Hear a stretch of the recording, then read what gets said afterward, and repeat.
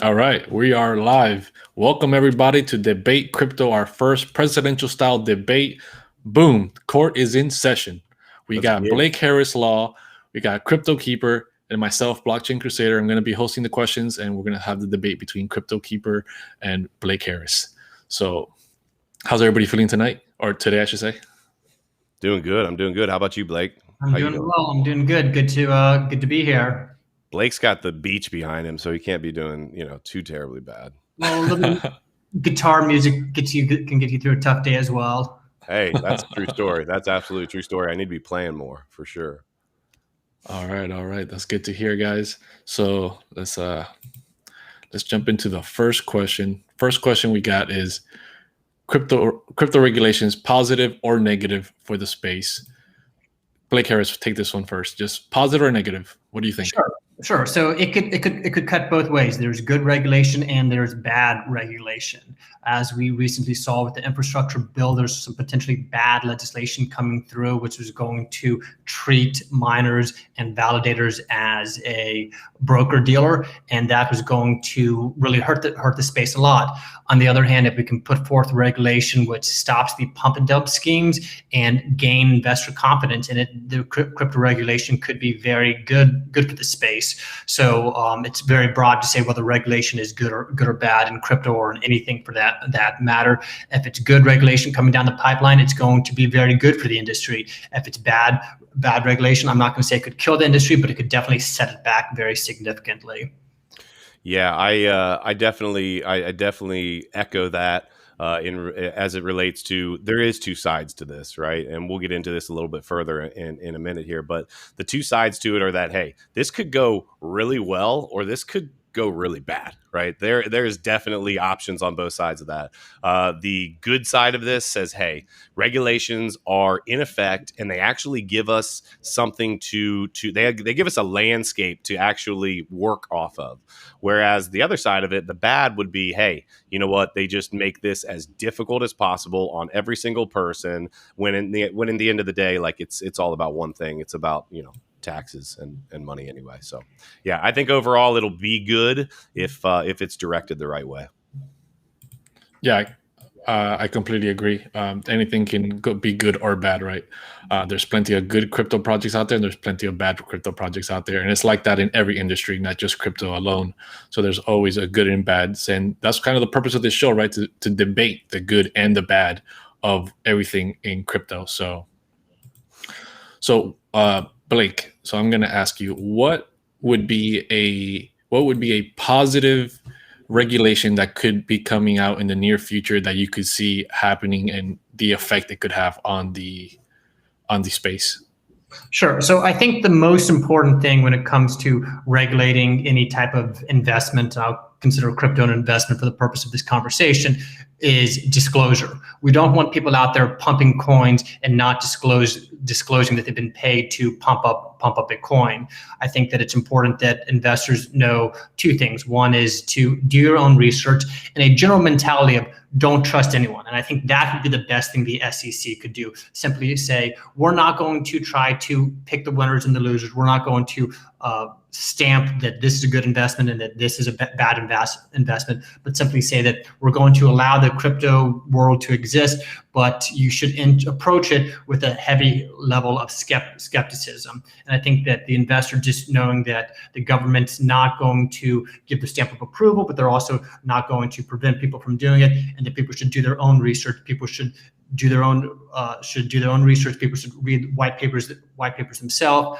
And again, people should not be out there pushing any cryptos and not disclosing it, and not being honest about their motives. If we can remove the fraud from the industry, then that would be a good move. That would be a move in the right direction for the crypto markets.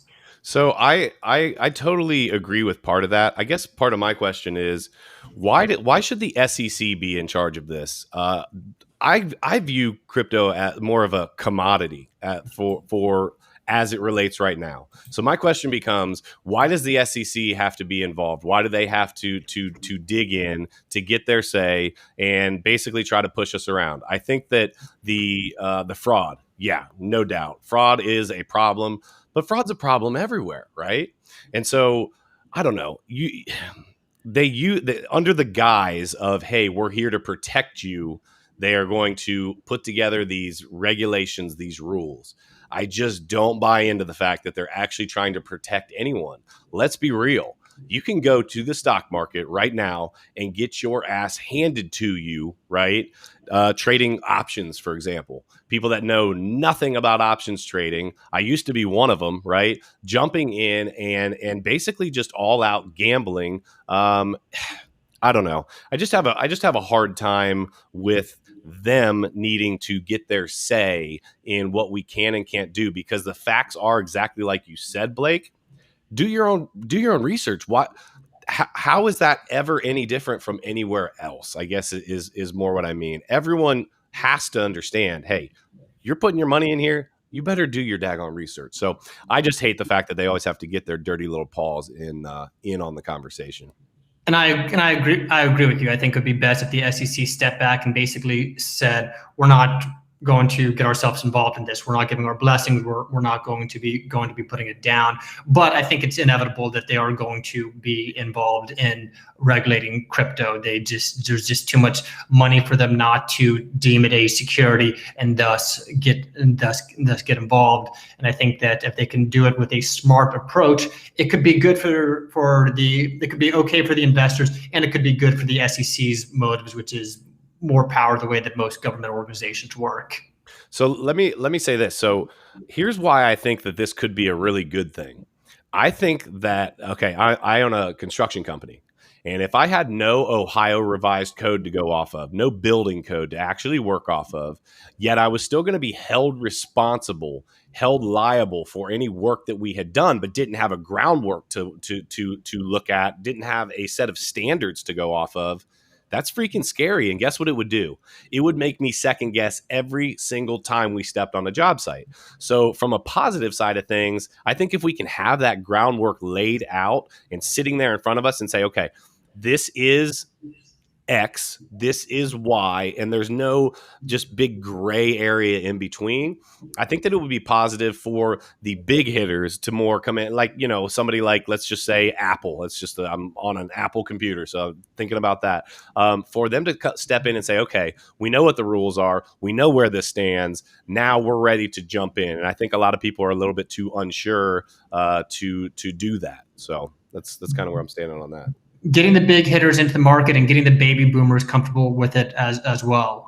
Millennials we've flocked into crypto, but if we can get the baby boomers into it, that's really going to be the bridge to the next stage where we finally start to see fiat currency disappear quickly, and we see a lot of businesses turning to accept crypto. So getting their confidence is going to be important. And also, I think generally a change in people's mentality from government approved, the FDA approves crypto, let's say, to this idea that we don't necessarily rely on the government for approval would be a very helpful change. And I realize that's not a government regulation issue, it's more of a mentality issue. But the more the government is regulating, the more it's giving this illusion that a stamp of approval from the government means something is safe. And if we could get more to the government saying, we're not going to get involved, it's on your own to do the research, I think that would be the smoothest way forward. How would that even happen, though? How would it happen? It would be tough. It would basically take the government to say, or various government agencies to say that there is a big honeypot right here of gold that we could go and stick our fingers into. Yeah, it may poison the honey a little bit for everybody else, but it'll be good for us. Instead, what we're going to do is leave that on the sidelines for everyone else.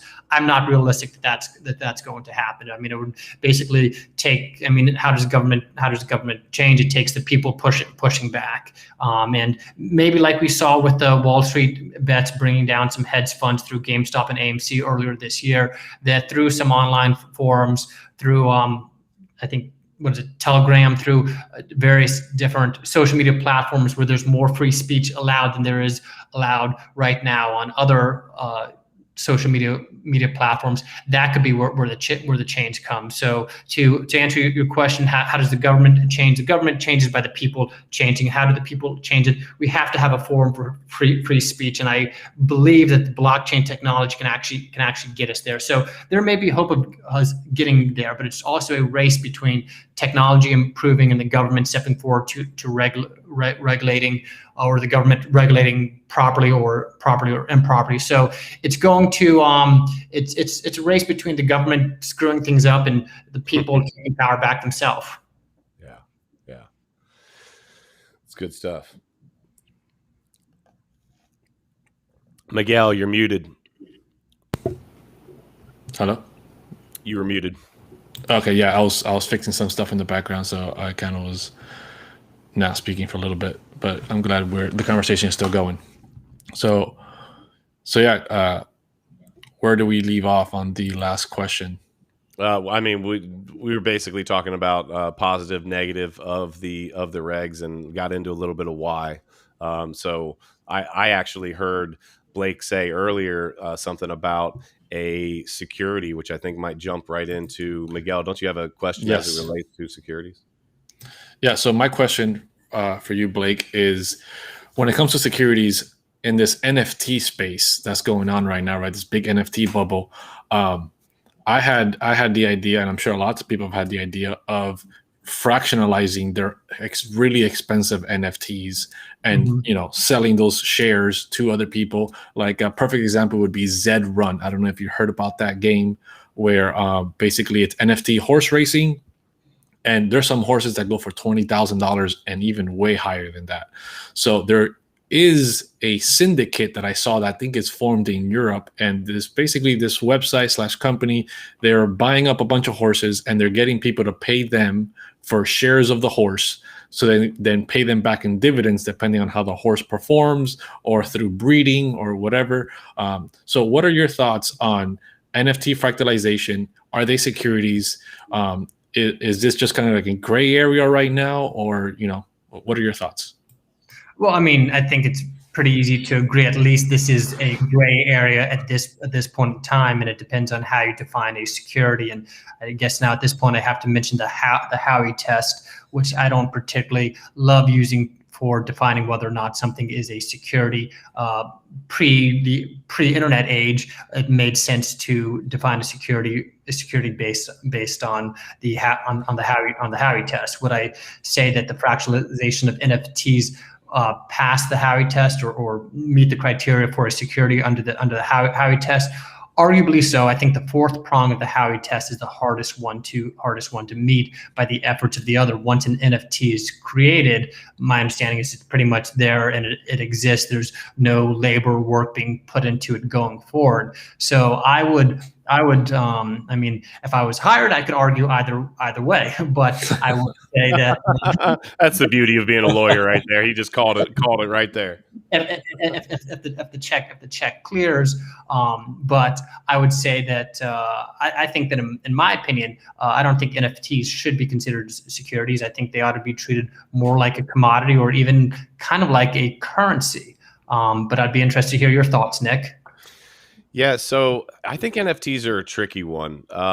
So with the Howie Test, so for those of you that are more beginners in the space, the Howie Test is basically a 4-question test that they used. When was the Howie Test? 1930, something like that. It's been a long time since that, something like that. And it basically says, okay, is there an investment? And you have to answer all 4 questions to be able to call something a security. And here's what it is: it's an investment of money, of common enterprise, with an expectation of profit, and then derive from the efforts of others. So yes. If you can answer all 4 of those, so let's look at it for an NFT. Let's just call it like, so is it an investment of money? Blake, you would agree with me it's an investment of money, correct? Easy. Yeah, okay. No question there. For the lay person, how would you describe a common enterprise, Blake? multiple people coming together, Okay. more than one investor. Okay. So I'm going to hold off on that one. I'm not going to answer that one yet because I have a question on that one. Expectation of profit. I mean, it's not done for consumption. People are Right. not really buying NFTs to, you buy a beer to drink, you rent a car for the weekend, but Right. people are buying NFTs with the hopes of selling them for more later. Yeah. Okay. And then derive from the efforts of others. So that's where I don't really see it being where I don't see it being met. If you invest in a company, you've got people in that company working to improve the company. With an NFT, there's the efforts of initially making it, but I think going forward, there's not really efforts made to keep it together. You could say that maybe the underlying technology used to keep it up, the programming, the validating or of it would be by the effort of others, but I think that's kind of a stretch. I also think, and as I look at this, so let's look at the common enterprise part, right? The problem that I have, or I feel like a good attorney like yourself could make the argument that, hey, like if I myself draw something, put it in a digital format, and put it out for sale. Is the common enterprise the actual is it the actual exchange that it is being listed on? Or because if that was just me, would that not, there's nobody else involved at that point, right? Okay, I see what you're saying. I was thinking more of the common enterprise of simply multiple investors. Oh, okay. No. That's good. That's good clarity. That's why it's always good to have somebody that understands this a little bit better. The expectation of profit is also one where I feel like you could definitely talk against that. Here's what I'm thinking. I'm thinking I make art because I love art. And it's just a part of my being and my soul, right? And so I don't do this for the expectation of profit. I buy things, I consume them, I love them. But then at some point, I don't really love them anymore. Whether that's a day, a week, a month, I cannot tell you, but I love my art. If I end up making money on the backside, you see what I'm saying? Like ultimately, I feel like there could be a really good argument that says, hey, look, I bought this to enjoy it. I bought this to consume it. I bought this for me. Now, I had no expectation of profit. I just bought it because I thought it was freaking cool. Hey, you know what? It's a cool thing, though. When I didn't think it was cool anymore, I made some money on it. You make a very good point. Going back to my analogy of drinking a beer, it's something you consume. I have art up here at my place that I didn't purchase for the hopes of making a profit on it. So to switch that over to digital art and NFT, you could argue that it's being used for consumption. I don't think that's exactly what's going on in most people's minds. I think what's fueling the NFT bubble is the ideal profit. But it's a very fair point to say that you can buy art for consumption, and in which case you could then say it's not a security. So that argument could absolutely be made, though, because I could also say, well, who are you to speculate on my frame of mind, on my mind state as I was purchasing this NFT, right? That argument could be made, right? But hold on. So yes, those are all good arguments, but those more of the NFTs in the art realm, right? The NFTs that people are buying, trying to flip. But let's focus on NFTs with utility, right? Let's go back to the Z Run game, right? These are horses are being bought, and there's multiple ways to make money with the horse. It's not just flipping it for profit like any other art NFTs. So you can make money through racing. You get paid out, right? You get cash prizes. And another way of making money is through breeding. If you have a male horse, you get paid a stud fee to have your horse, mate with a female horse and produce a new offspring. So people are making businesses off of this. They're running huge stables, just like real life. And then Miguel, that answers all of the questions. Then there's an investment of money, common enterprise. Everyone's expecting profit from doing it. You're talking about breeding NFTs. What would be the purpose of that? Not because you want a different color. It's because you want to make some freaking money and you want them to win races and then derive from the efforts of others. They are all getting together. I feel like that hits every single one, unless Blake, you can tell me different. I feel like that hits every single one. My only rebuttal to that is that people race horses to make money, but it's also a hobby. I mean, people play poker to make money, but people play poker for fun as well. If you wanted to argue that purchasing a racehorse NFT is not for the purpose of making money, you could simply say that it's a video game, and you're there to consume it. So a lot of gray area, and as far as what the government is going to do, I don't know. I imagine nothing too quick, because they've been so slow to regulate crypto so far. Yeah. Right. Yeah, I definitely agree with that. I definitely think it shouldn't be regulated unless, they step the bounds of like this, like the example of the syndicate that I gave earlier was people are literally buying up these horses, and then they're setting up a website and saying, hey, you can buy shares of this horse, or that horse. They're all in my stable. I'll run them for you, the breeding, the racing, everything, and I'm paying out dividends depending on the performance. I definitely think that's a security, and I definitely think they're gonna, hammer that down as they get more knowledgeable about that kind of stuff. Well, so then my question becomes this, Miguel, and this is for you, Blake.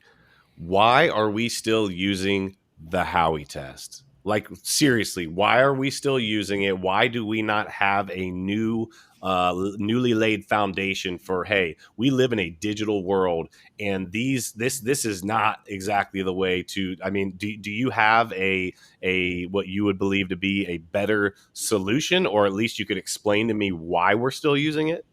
Because our government is archaic. I've seen the meme go around a few times of, there's a shortage of job openings for individuals over the age of 80. Why is our government run by people all over the age of 70, 75? It's a very old school mentality, and the government would be wise to hire some younger people who understand blockchain technology and the crypto space a lot better.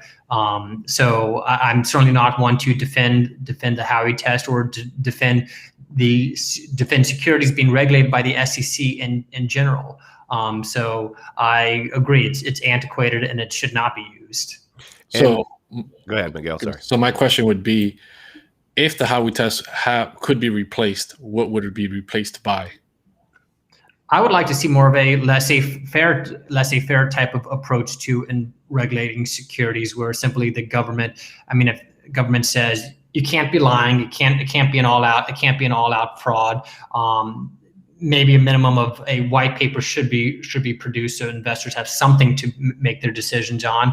But beyond that, step back and just let people expect scams to be out there, because no matter how much the government gets into regulating securities, gets into regulating stocks in general, there's still going to be Enrons and Madoffs who slip through the cracks. The best thing you can do is teach the investors to be skeptical. Now, if we were teaching the population to be skeptical, eventually the population may become very skeptical of our government. I don't think our government wants people to think like that. But I think there it is. There it is. Yes. Sorry, Blake. You hit the nail on the head right there. Literally, and I apologize, I didn't mean to cut you off. I was just trying to emphasize what you were saying. Listen, we are not educating. I was just talking to somebody about this yesterday. In schools right now, in high schools, even in college, we are not educating people to be, first of all, financially literate. Period. Right. I remember when I was in school, I learned how to write a check. And I talked about this with Crypto Brandon the other day. Miguel and I talked about this. Miguel had a super cool teacher that basically allowed the students to they had to pass the class by making this, continuing to earn this basically fake money that the teacher put out, and you could do anything. So basically encourage an entrepreneur mindset. I think that is more of an idea of what needs to be happening. People need to, when we go to school now, listen, let's be real. It's actually a cool thing now. And I've talked about this before, to be financially literate. It is a cool thing to go to a party now and start talking about your investments. Let me tell you this. I'm 37 years old. If I showed up at a keg party 15 years ago talking about, my investments, my investment portfolio, first of all, I'm not getting laid. And second of all, these guys are going to be like, who brought the dork, right? Who brought this dude? Now it's like, ooh, really? Well, you know what and so I guess with that being said, right? Why are we not teaching this? Well, we're not teaching it exactly why, like Blake just said, we don't want people to be skeptical. We don't want people to think. Now, I do. But Blake, it sounds like you do. Miguel does. But the government does not want us to be financially literate. They don't want us to take advantage of the tax codes. They want us to say, oh, because the government said so, I'll do it. And I freaking hate it, if you can't tell. Education has become more about indoctrination than education. The schools have become about indoctrination, not education. 100%. And there's way too much emphasis put on teaching children to read. I've got a set of 8-year-old boy-girl twins. They're great readers, but what I remind them is it's not just about reading; it's about questioning what you're reading, being skeptical about what you're reading. Yes, that's fantastic. So next question would be, what's one example of the best possible crypto regulation case that could happen? Whoever wants to take that first. Go ahead, Blake. Best possible crypto regulation that could happen. So I'm going to step back and say I do believe crypto regulation could be very good. Again, getting rid of frauds, getting rid of the pump and dump schemes, something that's going to get that baby boomer generation comfortable investing. And I think we're starting to see more of the baby boomer influencers moving in that direction. Right now, crypto is taxed as property. If we could get it to be taxed in a different way where you can make like-kind exchanges in crypto without being taxed, that would be great. That would be great regulation. You can switch your Bitcoin to Ethereum and not have to pay taxes on the transfer. I do like seeing some taxes on crypto because, hang on now, I do like to see some tax on crypto because it gets the government to rely on crypto. And if you can get the government addicted to crypto, crypto is going to be here to stay. There are people in this country who don't like guns, they don't like cigarettes, they don't like booze, but our government produces so much revenue from alcohol, firearms, and tobacco that these things are going to be here to stay regardless of what harm they are causing to the population. The same is going to be true with crypto.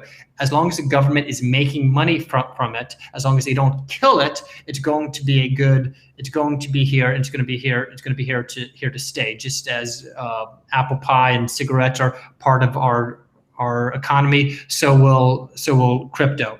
As far as a good change is concerned, I would love to see like-kind exchanges. Real quick, a like-kind exchange. If you own a piece of real estate and then you sell it and buy a similar investment, another piece of real estate, you don't have to pay capital gains taxes when you reinvest the money. If we could do the same for crypto, it would open up a lot of liquidity within the crypto market, making it easier to move out of Bitcoin, basically for all the money that's been poured into Bitcoin, into other altcoins. And I would love this. We were talking about Shiba Inu before the call started. I know Nick showed me his hardware wallet, which was I think Miguel had similar feelings. And I don't have any Shiba, and I'm probably not going to be getting any myself. But I do love the altcoins because it decentralizes power.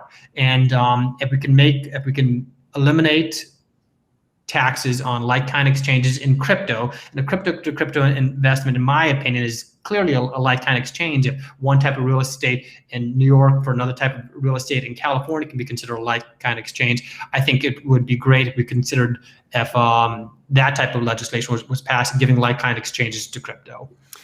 Yeah, Blake, I think so. Literally, I think that's called and correct me if I'm wrong, is that a 1031 exchange? Is that right? Exactly. Yes. Was that? Yeah. Okay, cool. So 1031 exchange, I have to agree with you on that 100%. I will tell you, though, why I believe that they're going to fight that tooth and nail. I think they're going to fight that tooth and nail because they're going to say this. They're going to say, hey, guys, remember when you said your little cryptocurrency has utility? Remember when you said that? Well, now all of a sudden, we're talking about something that does something totally different from the next one. So how are you going to say it's of like kind? And I think that is the And Blake, you can correct me if I'm wrong, but I think that will be the attorney argument to it and say, hey, you're talking about things that have utility that aren't doing the same thing. How can you say they're of like kind? Now, that being said, you're able to do it in the stock market. So that would be the other side of it. It's like, wait a minute, like these companies do totally different things, right? But I'm able to do it there. I'm able to do it in real estate. I couldn't agree with you more. We need to definitely do it there. And I think best case, I think the groundwork does get laid. I think that it's a basic set of principles that's very black and white. And I think that's where things get difficult. Sometimes we like the gray areas, right? But here, because we're talking about a whole new asset class that a lot of the older generation has no grasp or feel for what it actually is, they need to be able to see black and white. Okay, hey, you're allowed to do this, and 1 + 2 = 3. And then it's just very straightforward. I think that also, again, at that point, it allows a whole nother class of investor, a whole nother set of people to jump into the crypto markets and say, hey, I trust this because there is actually groundwork. Right now, let's call it like it is. It feels like the Wild West. I love it at times, and it's fantastic, but it feels like the Wild West. So here's a difference between the crypto market and the real estate market, and why. And I understand your point of crypto, each coin having its own utility, but what's going to make the determination of whether or not that utility is enough to prevent like-kind exchanges, 1031 exchanges? It's how Congress interprets it. What's the difference between the real estate market and the crypto market? Lobbying power. The real estate industry has been around for a long time. They have those old lobbyists who have the old connections to the old-time politicians. Crypto industry has a lobbyist branch. It is growing, and in time it will get stronger. The more bull runs we see in the crypto market, the more powerful that lobbyist branch will become, and the more likely we are to see positive crypto regulation coming down the pipeline. Wow, thanks, Blake. So I had a follow-up question to what you guys were saying. So Blake, you mentioned the government relying on taxes, for crypto, makes it dependent on crypto, which is a good thing. What would be a positive tax that you would think of for crypto? A positive tax for crypto. I mean, there's the changing like-kind exchanges. That would be a positive tax regulation. And then I haven't really heard this floated, but this year would be an idea of taxing crypto as its own asset class and not trying to fit it into one of the old boxes of property, currency, commodity, just simply having it as its own asset class. When we completed our taxes earlier this year, they had the question, do you own any crypto? This is going to be something that the IRS is going to be looking more at. They've already gone after a few exchanges, and they have gone after people who aren't paying their taxes, and they're investing more and more in people who are not reporting their taxes. So if you haven't been reporting your crypto taxes, I highly recommend getting squared away before the IRS gets to you. So I think maybe the solution would be, instead of trying to fit it into the Howie test, if they want to just come out and tax crypto as its own asset with its own tax bracket for transactions, something to reflect whatever it takes to regulate the crypto industry, plus produce a little bit extra so the government can spend it on whatever the government wants to spend it on. That might be the best solution. Yeah, I think actually, let me piggyback on that a little bit. I think that if we could get something like a flat tax, right, for crypto, okay, so here people know, like, if we could do the 1031 exchange, you're talking about best case scenario, right? This is where I would see it.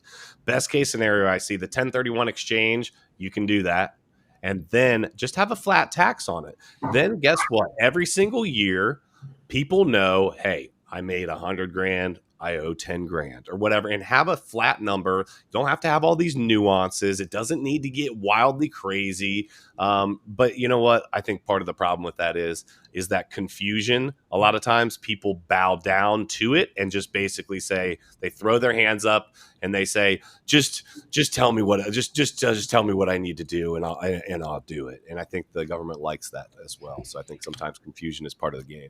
Nick, would that be on crypto gains that are realized when you sell it each year, or would that be on unrealized gains as well, forcing people to sell a little bit each year? Oh no. So though I could see that's a great question, Blake. Though I could see the government trying to basically tax unrealized gains, I would absolutely hate that. However, I could see it because it keeps that cash flow, that positive cash flow for the government. So I could see that. But if we're talking best case scenario, no, I'm talking about actually realized gains. Because listen, when I put money into a home, when I put money into a home and the home sits there and I'm making money, right? I don't actually pay that capital gains tax until it's actually sold, right? Because I'm not actually taking out of the equity in the home. So yeah, I could see them trying to do that though, Blake, and that would be a tricky one. That would be frustrating, and that would put people in some weird positions depending on if you're in a bull market or a bear market, and now all of a sudden you owe all this tax money. I think that would be tricky. Right. I agree with what you're saying, Nick. I mean, if it did come to that, I imagine it would be on realized gains only. It would be, especially if you have some crypto in cold storage that you plan to lock away for 10 years, having to open that up each year to pay the tax on it would be something that, for one, a lot of people just wouldn't do, and for two, it'd be very confusing. So interesting. Yeah. So follow-up question on talking about taxes. What could the IRS realistically be able to do? We know that, if you exchange some Bitcoin for Ethereum, that's a taxable event, right? But people are doing this on decentralized exchanges, on MetaMask wallets, right? On, all these wallets exist. How could people that are doing all these exchanges, how could they report their taxes accurately? And if they can't, what kind of problems could the IRS even really detect these kind of things and really like say, hey, 5 years ago, you made a trade from your MetaMask wallet A to B, and you exchanged Bitcoin for Ethereum, and you didn't declare that. Well, that's so, Miguel, that's exactly why they want to push KYC so hard. That is the literal. Even if they do, decentralized exchanges still exist. They will not require KYC, and wallets with no KYC exist as well. So people can make these trades happen regardless.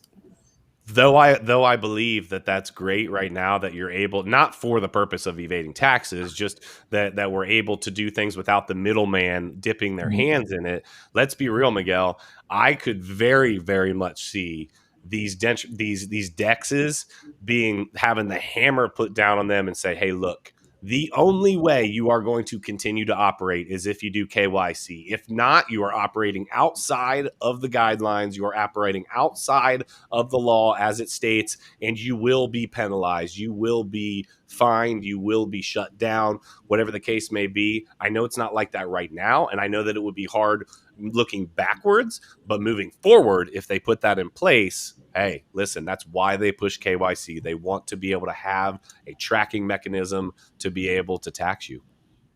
But even if that were to happen tomorrow, right? They say, hey, any decentralized exchanges, outside the laws, whatever, yada, yada, yada.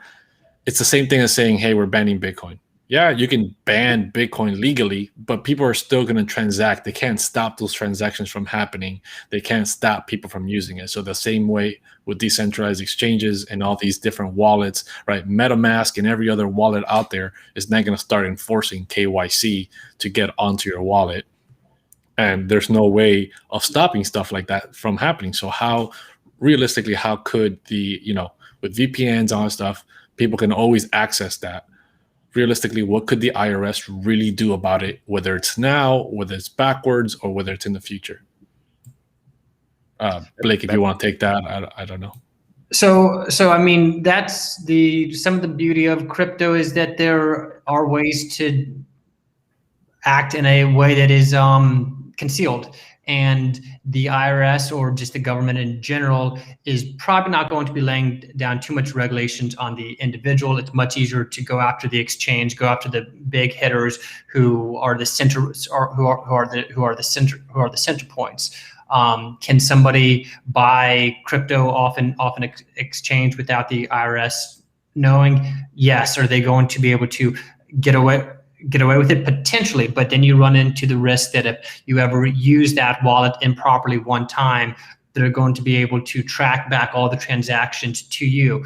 And generally the IRS, they focus their efforts on the bigger fish. There's lots of people who are being paid cash for serving tables that money's going unreported, and the IRS doesn't waste their time going after it. But the bigger of a wallet you have, the more incentive the IRS has to have somebody hack your computer, have somebody from the back end, have somebody who was watching you through your camera, have somebody go in to be your friend and find out a little bit about what's going on in your business and tip them off to the IRS. They have a referral program where if you snitch, that people get paid for that. And when you're talking about large sizes of crypto, I mean, I certainly encourage people to be snitches, but if there's enough money in there, it's going to happen. So is it possible to buy crypto off an exchange without the IRS knowing?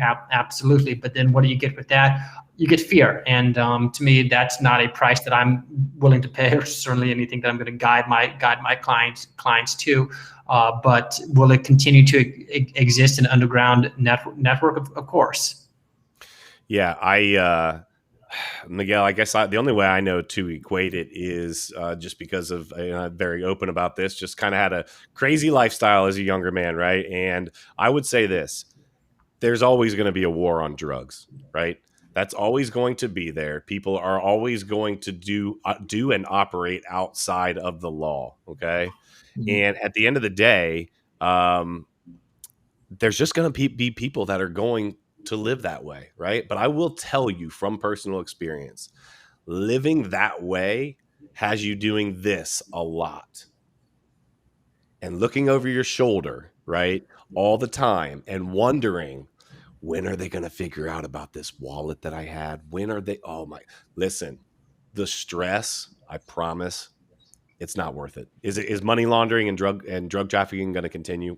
Absolutely it is. Are a lot of people going to get caught? Absolutely they are. Are there going to be people that get away with it and act? And yeah, I mean, there's murderers that get away with things. So I don't think there's ever going to be a point at which like it just can't happen. But I think that as we get, I mean, we don't have any privacy as it is. And as we get more and more and farther into this digital revolution that we're in, man, I question even now how much actual privacy I have at all. I will say this. We brought up, if I would start talking to you about Nike shoes right now, pretty soon in a little bit, when I decide to jump on Facebook or whatever, guess what the freaking ad is going to be? Nike shoes, right? And so I just don't think the privacy is there anyway, and I don't want to look over my shoulder. So could people do it? Yes, but I don't think that there's any way to ever truly stop that. Nick, I think you hit the point right on the head with there is no privacy anymore. And you're foolish to think so. And I would not be staying in the United States of America, United surveillance of America, and thinking that a good way to get ahead is by trying to dodge is through tax avoidance. Yeah, there are other ways of reducing your taxes on crypto. Borrow against your crypto. Don't sell it. But simply not reporting is not I don't think a wise move. Miguel, let's ask why we got him on here real quick before we finish out. So Blake, you deal with I mean, you're a crypto attorney among other things, correct? Like you advise people on crypto crypto assets, et cetera, correct? On various types of crypto matters. I certainly don't do everything in the crypto space, and a lot of my background is in trust work, especially international and offshore trust. Okay. I had someone ask me, I believe that I knew the answer, but I'd like to just hear it from you if you know it. If you get liquidated basically if you have a forced sale as part of, you took a loan against your crypto, margin call comes up and you have basically a forced sale, but in the overarching theme of that investment was that you had made money from the beginning. Do you pay taxes on that forced part of that sale? I mean, I'm not positive, but from what I'm understanding is if your basis if it's above what your initial basis was, you'd be taxed. There'd be capital gains tax, long term or short term, depending on whether or not you've held it over a year. Even if you're forced into the sale, that's how I would assume it's taxed. Okay. I wasn't sure with it being a forced sale as part of a liquidation if you would have to pay capital gains taxes on something like that. I was just curious. I didn't know if you knew. I would suspect so. Thank you. I'm on mute. Sorry about that. So last question here would be, we spoke about best case scenario. Besides the obvious of killing crypto, right? Completely outright banning it, trying to make it as illegal as possible. Without that possibility, what would be, the worst case scenario for regulations besides the outright banning, making it completely illegal?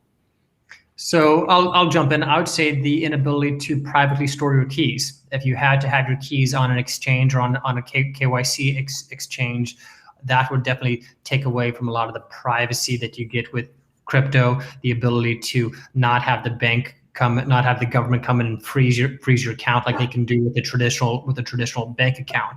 I don't see it killing crypto. I don't think the federal government is going to be able to completely get rid of marijuana. Let's say they made it illegal. Apparently it already is federally illegal, but it's still widely used. If the government tried to completely ban crypto, the private ownership of crypto, it would still exist, and the rest of the world would just get ahead of us.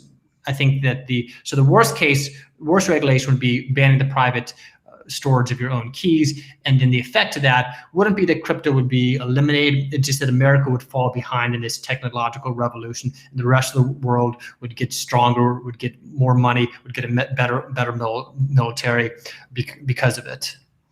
That's a great point. I never even thought about them banning just private keys and having to keep your crypto on public exchanges and stuff like that. That's a really good point. Let's not start spreading that ideal. Yeah. Yeah. No. Don't tell anybody that. Secret.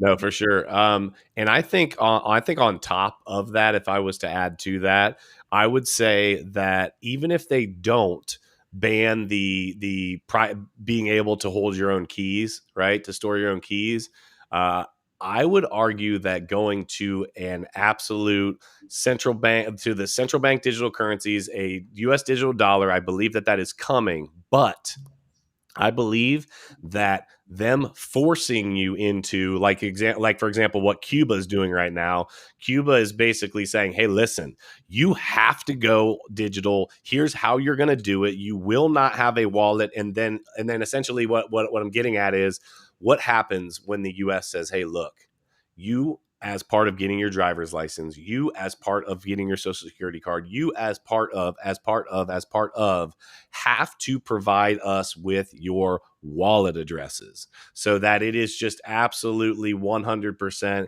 Everybody knows everything. I think that would be the last step towards not having that privacy, is that you just have to disclose all of the nuances of your financial wherewithal. Yeah, that's another great point too. Just having to register all your wallet addresses, and it's like, hey, we saw that you were sending money to this unconfirmed address that nobody else is registered. Is this yours? Does this belong to you? Kind of stuff. I've also heard them mention the fact that they want to be able to push a transaction backward, have the ability to stop a transaction and revert it, which is another terrible thing that could happen. Yeah. So yeah, just final thoughts, closing out. What do you guys think? Future of crypto.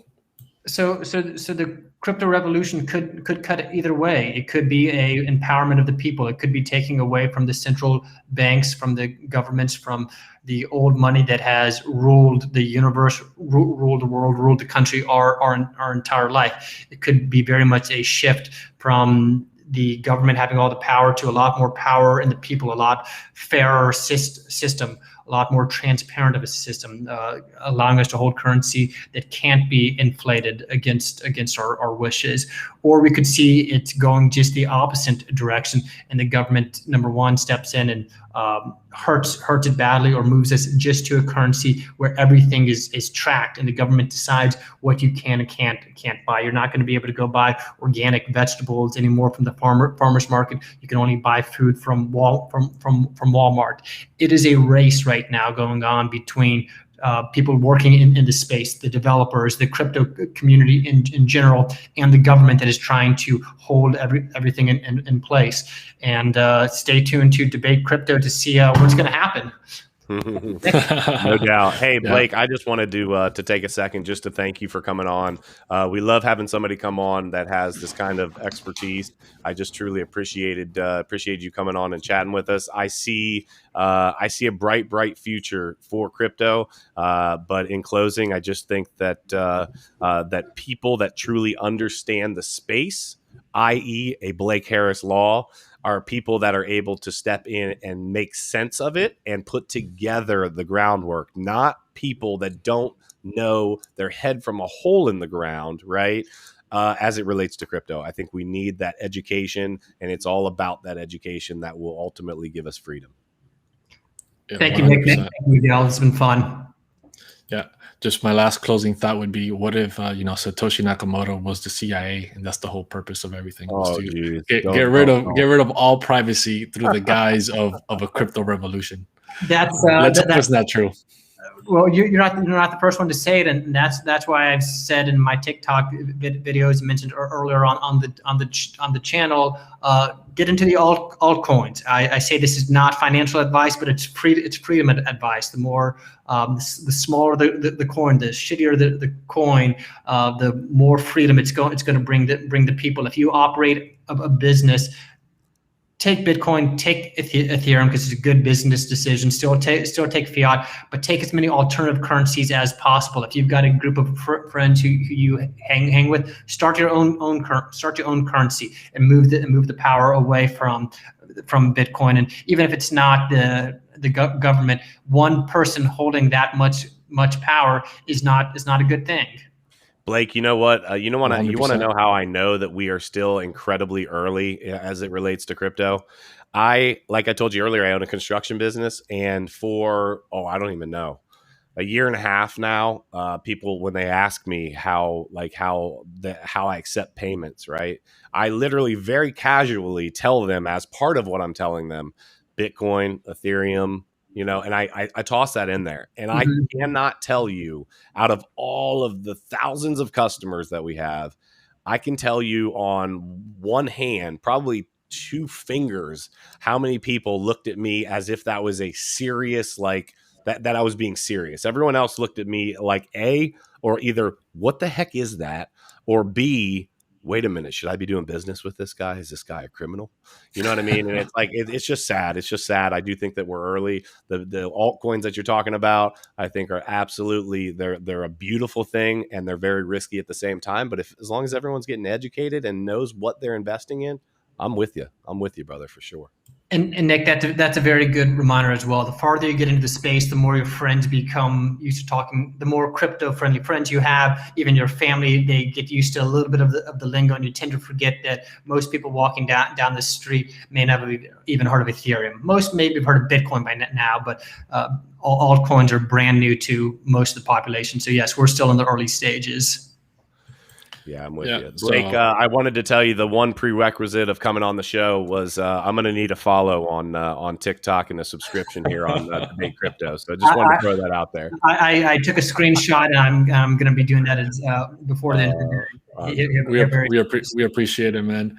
Thank you so much for coming on. Guys, if you're in the audience right now watching, shoot Blake Harris a follow, right? Keep up with all crypto law and all kinds of regulations. This is the man to be following. And at the same time, shoot us a subscribe, hit the like button, and follow along for more debates like this with more people coming on just like Blake Harris. And it's going to be a great time. So those are my closing thoughts. Cool. Thank you guys for coming in. Thank you both.